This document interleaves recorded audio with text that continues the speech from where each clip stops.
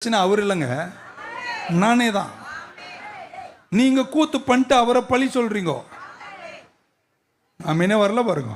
Okay, 15 சொல்றார், then when desire is conceived, அந்த விருப்பம், அந்த வாஞ்சை அது கற்பம் தரிக்கும் போது அது பாவமாக மாறி அது மரணத்தில் கொண்டு போய் விடுகிறது. 16ஆம் வசனம், do not be deceived, மோசம் போகாதிருங்கள் அன்பு சகோதரர்களே அப்படின்னு சொல்லிட்டு 17ஆம் வசனத்தில் சொன்னதை நீங்க கடுமையா கவனிக்கணும். every good, இருக்கீங்களாங்க நீங்க? பொங்கி எழுதலாமே சொல்லி இது வரைக்கும் தீமையை செய்வதெல்லாம் யாருங்க? அந்த தகப்பன். அந்த தகப்பன் தான் சோதிக்கிறான். நீங்க சோதிக்கப்படும் போது சும்மா உங்க தகப்பன் சோதிக்கிறாருன்னு சொல்லாதீங்க. சோதனைக்கு ஒண்ணு காரணம் நீங்க, ரெண்டு அவன்.